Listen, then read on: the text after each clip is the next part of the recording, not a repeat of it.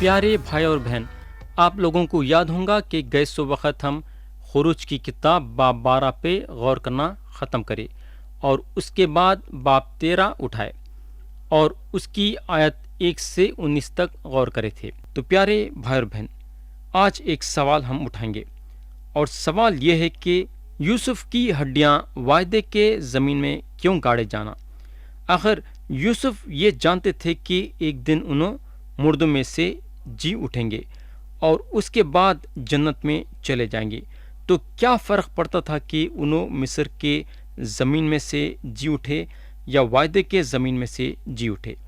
میں نے سمجھتا ہوں کہ کچھ فرق پڑتا تھا۔ میرے دوست، بات یہ ہے کہ انہوں جی اٹھتے سو اٹھتے جنت میں داخل ہونے کی امید نہیں تھی، بلکہ انہوں جب مردوں میں سے جی اٹھیں گے تو وعدے کے زمین پہ اپنے لوگوں کے ساتھ 1000 سال گزاریں گے اور اس کے بعد ان کے لوگوں کے ساتھ جنت میں داخل ہوں گے۔ یہ شاید ان کا ارادہ تھا، اس لیے انہوں چاہتے تھے کہ ان کے ہڈیاں وعدے کے زمین میں گاڑے جانا۔ تو یہ یوسف کی امید تھی اور یہ امید موسیٰ کی بھی تھی۔ ایمان کے ساتھ موسیٰ جو ہے یوسف کے ہڈیوں کو مصر سے نکالتے ہیں۔ اب ہم آیت 13 کے آخری آیتوں پہ آئیں گے۔ آیت 20 سے 22 پڑھیں گے۔ لکھا ہوا ہے، اور انہوں نے سکت سے کوچ کر کے بیابان کے کنارے ایتم میں ڈیرا کیا، اور خداون ان کو دن کو راستے دکھانے کے لیے بادل کے ستون میں اور رات کو روشنی دینے کے لیے آگ کے ستون میں ہو کر ان کے آگے آگے چلا کرتا تھا، تاکہ وہ دن اور رات دونوں میں چل سکیں۔ وہ بادل کا ستون دن کو اور آگ کا ستون رات کو ان لوگوں کے آگے سے ہٹتا نہ تھا۔ تو دوست، اسرائیلیاں بیابان کی طرف سفر کرنے کے لیے نکلے۔ خدا ان لوگوں کو بیابان میں لایا جہاں دھوپ اور گرمی تھی، مگر خدا اسرائیلیوں کے ساتھ ساتھ رہا بادل کے اور آگ کے ستون میں۔ خدا ان کو دھوپ سے بچایا، خدا ان کو رات کے اندھیرے سے بچایا۔ خدا ہمیشہ اسرائیلیوں کے ساتھ تھا ان کی نیک ہدایت کرنے کے لیے۔ خدا ہمارے ساتھ بھی ہے ہماری نیک ہدایت کرنے کے لیے۔ خدا جب ہم کو اپنے محبت میں چنا تو کبھی بھی ہم کو چھوڑنے والا نہیں ہے۔ پیارے بھائی اور بہن، اگر آپ یسوع مسیح پہ ایمان لائے ہیں تو آپ اطمینان رکھ سکتے یہ بات سے کہ خدا ہمیشہ آپ کے ساتھ ہے۔ تو یہاں ختم ہوا باب 13، اور اب ہم باب 14 پہ جائیں گے۔ آیت 1 سے 3 پڑھیں گے۔ اور خداوند نے موسیٰ سے فرمایا کہ بنی اسرائیل کو حکم دے کہ وہ لوٹ کر مجدال اور سمندر کے بیچ فی حقیروت کے مقابل بال صوفن کے آگے ڈیرے لگائیں، اسی کے آگے سمندر کے کنارے ڈیرے لگانا۔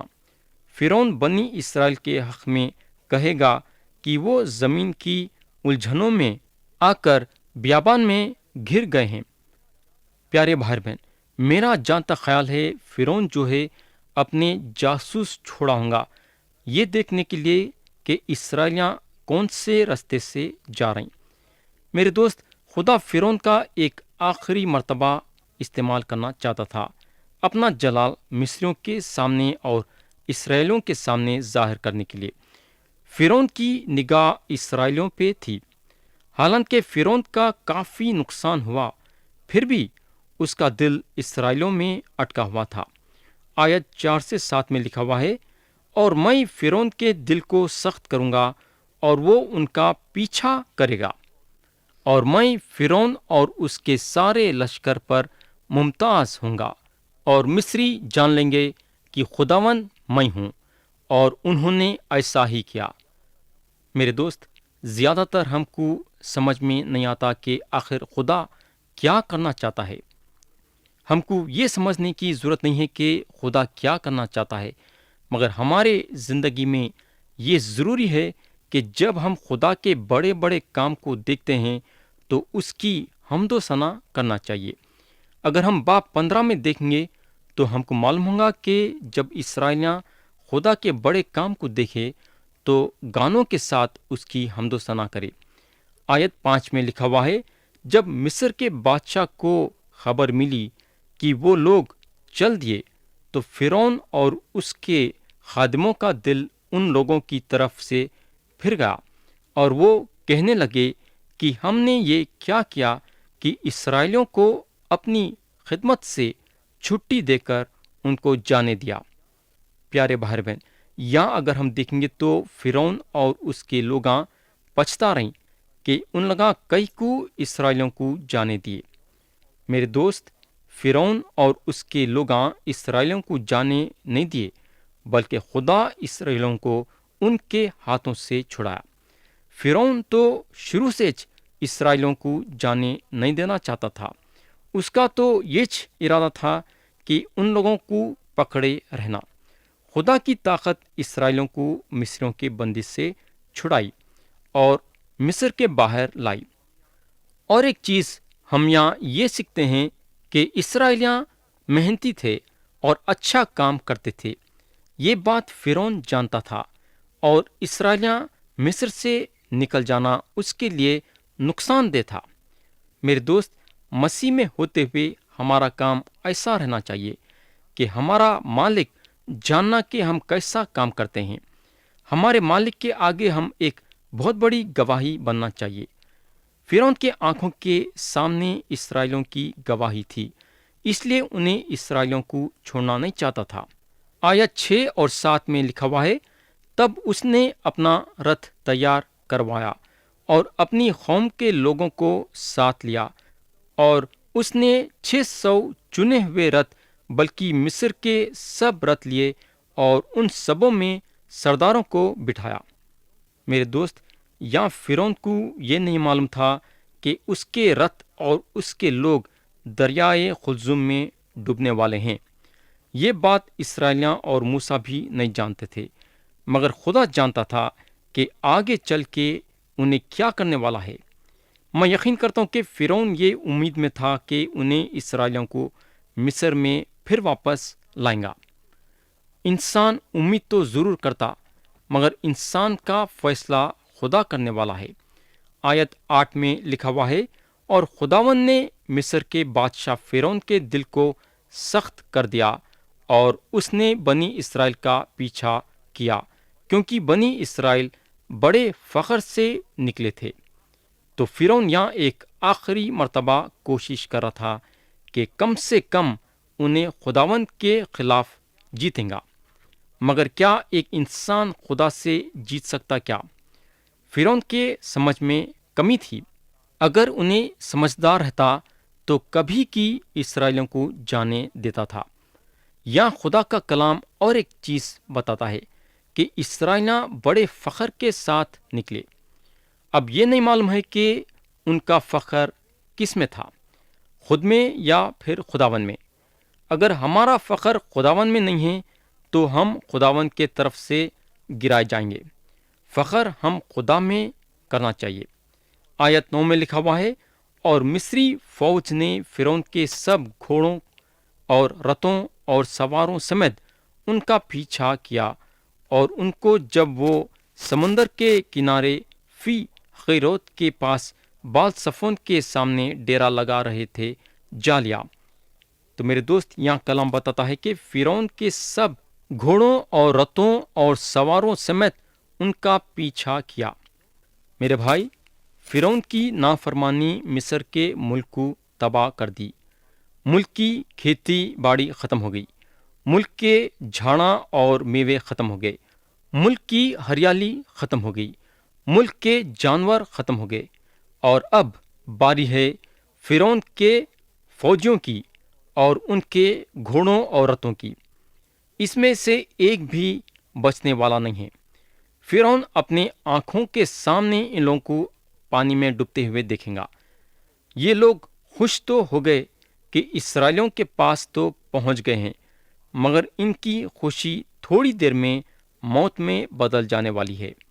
آیت 10 میں لکھا ہوا ہے، اور جب فرعون نزدیک آ گیا تب بنی اسرائیل نے آنکھ اٹھا کر دیکھا کہ مصری ان کا پیچھا کیے چلے آتے ہیں، اور وہ نہایت خوفزدہ ہو گئے۔ تب بنی اسرائیل نے خداوند سے فریاد کی۔ تو یہ کلام بتاتا ہے کہ اسرائیلیاں خوف زدہ ہو گئے، یعنی کہ ڈر گئے۔ ہم یہ بات ضرور یاد رکھنا کہ جب ہمارے دل میں کسی بات کے لیے ڈر پیدا ہوتا ہے تو سب سے پہلی چیز یہ ہوتی ہے کہ ہمارا ایمان خدا میں گر جاتا ہے۔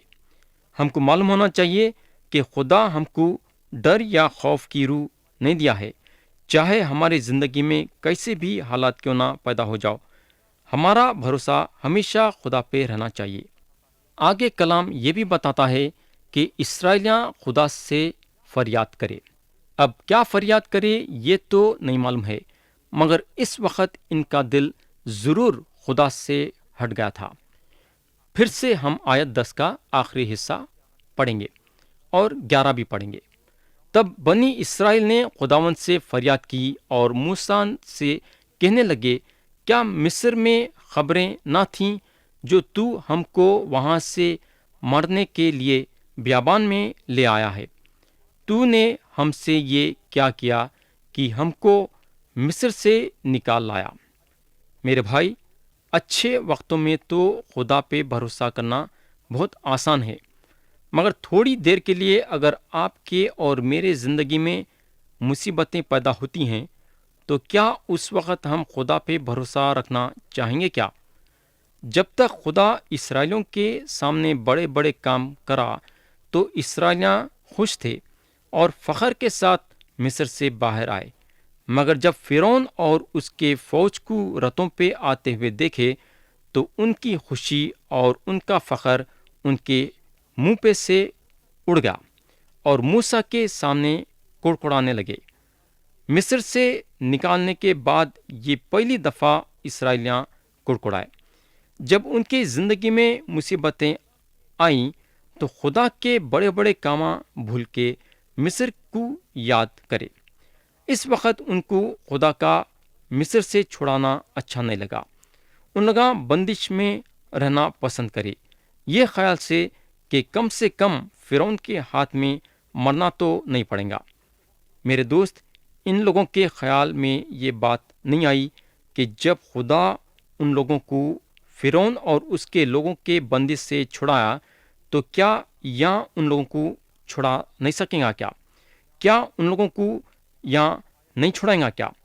آیت 12 میں لکھا ہوا ہے، کیا ہم تجھ سے مصر میں یہ بات نہ کہتے تھے کہ ہم کو رہنے دے کہ ہم مصریوں کی خدمت کریں، کیونکہ ہمارے لیے مصریوں کی خدمت کرنا بیابان میں مرنے سے بہتر ہوتا۔ تو دوست، اگر ہم اسرائیلیوں کے زندگی میں غور کریں گے تو ان لوگاں مصریوں کے بندش سے چھٹکارا پانے کے لیے خدا سے دعا کرے۔ خدا ان لوگوں کو موقع دیا مصر سے باہر آنے کے لیے، مگر جس وقت ان لوگاں باہر آئے اور مصیبت ان کے سامنے آئی تو فوراً مصر کو واپس چلے جانا چاہتے تھے۔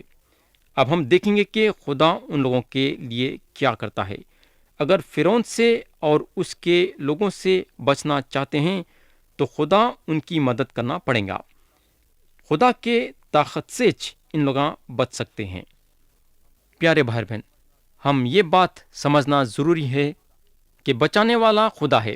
اگر ہم چاند پہ جائیں گے اور یہ چھوٹے سے زمین پہ نظر کریں گے تو ہم یہ دیکھیں گے کہ لوگ گناہ میں مبتلا ہو گئے ہیں۔ ان لوگاں گناہ کے بندش میں پھنسے ہوئے ہیں۔ سچائی یہ ہے کہ ساری دنیا گناہ میں مبتلا ہے۔ اگر ہم رومیو کے نام پولس رسول کا خط باب 5 اور آیت 12 دیکھیں گے تو لکھا ہوا ہے، پس جس طرح ایک آدمی کے سبب سے گناہ دنیا میں آیا اور گناہ کے سبب موت ہے، اور یوں موت سب آدمیوں میں پھیل گئی اس لیے کہ سب نے گناہ کیا۔ پیارے بھائی اور بہن، 5000 سال سے انسان چلتے جا رہا ہے، لیکن اگر ہم معلوم کریں گے کہ کدھر چلتے جا رہا ہے تو ہم کو پتہ چلے گا کہ خبر کے طرف آگے بڑھ رہا ہے۔ یہ سارے کائنات میں سب سے ناکامیاب ہے بولے تو وہ ہے انسان۔ تو انسان جو ہے خبر کے طرف بڑھ رہا ہے۔ آیت 13 میں لکھا ہوا ہے، تب موسیٰ نے لوگوں سے کہا، ڈرو مت، چپ چاپ کھڑے ہو کر خداوند کی نجات کے کام کو دیکھو جو وہ آج تمہارے لیے کرے گا، کیونکہ جن مصریوں کو تم آج دیکھتے ہو ان کو پھر کبھی ابد تک نہ دیکھو گے۔ تو خدا اس کے لوگوں کے طفیل میں کام کرے گا۔ ان لوگاں بس یہ کام کرنا ہے کہ خدا کے نجات کے کام کو اپنے دل میں قبول کرنا۔ ان لوگوں کو صرف کھڑے ہونا ہے اور باقی کا کام خدا کرنے والا ہے۔ میرے دوست، یہ بات یاد رکھنا کہ آپ اپنی کرنگ انگلی بھی نہیں اٹھا سکتے نجات پانے کے لیے۔ آپ صرف یسوع مسیح کے کام کو اپنے دل میں قبول کرنا ہے، جو کام انہوں 2000 سال پہلے دنیا کے ہر ایک انسان کے لیے کرے۔ آیت 14 میں لکھا ہوا ہے، خداوند تمہاری طرف سے جنگ کرے گا اور تم خاموش رہو گے۔ میرے دوست، اسرائیلیوں کو صرف خاموش کھڑے ہونا تھا، اور یہ سب سے آسان چیز ہے۔ خدا ان کے لیے لڑنے کے لیے کھڑا ہو گیا تھا۔ آج بھی شیطان بار بار ہم کو گناہ میں کھینچنے کے لیے ہمارے پاس آتا ہے، مگر ہم خاموش کھڑے ہونا اور خدا کو لڑنے کا موقع دینا۔ گناہ کا مقابلہ ہم اپنی طاقت سے نہیں کر سکتے، ہم کو خدا کی طاقت کی ضرورت ہے۔ خدا ہمار کو گناہ سے چھٹکارا دلائیں گا، ہم کو صرف خاموش کھڑے ہونا ہے۔ اب ہم آیت 15 سے 31 پڑھیں گے، جو کہ یہ باب کے آخری آیتیں ہیں۔ لکھا ہوا ہے، اور خداوند نے موسیٰ سے کہا کہ تو کیوں مجھ سے فریاد کر رہا ہے؟ بنی اسرائیل سے کہے کہ وہ آگے بڑھیں، اور تو اپنی لاٹھی اٹھا کر اپنا ہاتھ سمندر کے اوپر بڑھا اور اسے 2 حصے کر، اور بنی اسرائیل سمندر کے بیچ میں سے خشک زمین پر چل کر نکل جائیں گے۔ اور دیکھ، میں مصریوں کے دل سخت کر دوں گا اور وہ ان کا پیچھا کریں گے، اور میں فرعون اور اس کی سپاہ اور اس کے رتھوں اور سواروں پر ممتاز ہوں گا۔ اور جب میں فرعون اور اس کے رتھوں اور سواروں پر ممتاز ہو جاؤں گا تو مصری جان لیں گے کہ میں ہی خداوند ہوں۔ اور خدا کا فرشتہ جو اسرائیلی لشکر کے آگے آگے چلا کرتا تھا جا کر ان کے پیچھے ہوگا، اور بادل کا وہ ستون ان کے سامنے سے ہٹ کر ان کے پیچھے جا ٹھہرا۔ یوں وہ مصریوں کے لشکر اور اسرائیلی لشکر کے بیچ میں ہوگا، سو وہاں بادل بھی تھا اور اندھیرا بھی، تو بھی رات کو اس سے روشنی رہی، پس وہ رات بھر ایک دوسرے کے پاس نہیں آئے۔ پھر موسیٰ نے اپنا ہاتھ سمندر کے اوپر بڑھایا، اور خداوند نے رات بھر تونڈ پوربی آندھی چلا کر اور سمندر کو پیچھے ہٹا کر اسے خشک زمین بنا دیا، اور پانی 2 حصے ہو گیا، اور بنی اسرائیل سمندر کے بیچ میں سے خشک زمین پر چل کر نکل گئے، اور ان کے دہنے اور بائیں ہاتھ پانی دیوار کی طرح تھا، اور مصریوں نے تعاقب کیا، اور فرعون کے سب گھوڑے اور رتھ اور سوار ان کے پیچھے پیچھے سمندر کے بیچ میں چلے گئے۔ اور رات کے پچھلے پہر خداوند نے آگ اور بادل کے ستون میں سے مصریوں کے لشکر پر نظر کی اور ان کے لشکر کو گھبرا دیا، اور اس نے ان کے رتھوں کے پہیوں کو نکال ڈالا، سو ان کا چلانا مشکل ہوگا۔ تب مصری کہنے لگے، آؤ ہم اسرائیلیوں کے سامنے سے بھاگیں، کیونکہ خداوند ان کی طرف سے مصریوں کے ساتھ جنگ کرتا ہے۔ اور خداوند نے موسیٰ سے کہا کہ اپنا ہاتھ سمندر کے اوپر بڑھا، تاکہ پانی مصریوں اور ان کے رتھوں اور سواروں پر پھر بہنے لگے۔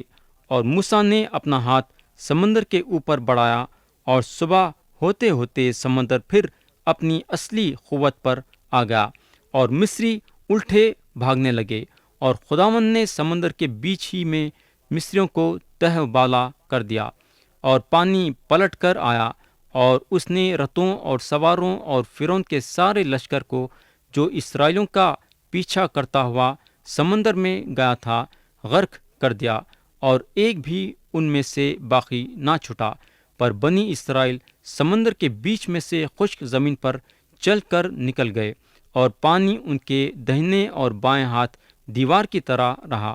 سو خداوند نے اس دن اسرائیلیوں کو مصریوں کے ہاتھ سے اس طرح بچایا، اور اسرائیلیان نے مصریوں کو سمندر کے کنارے مرے ہوئے پڑے دیکھا، اور اسرائیلیوں نے وہ بڑی قدرت جو خداوند نے مصریوں پر ظاہر کی دیکھی، اور وہ لوگ خداوند سے ڈرے اور خداوند پر اور اس کے بندے موسیٰ پر ایمان لائے۔ خدا ہم سب کو یہ پیغام کے ذریعے سے برکت دے، یسوع مسیح کے نام سے آمین۔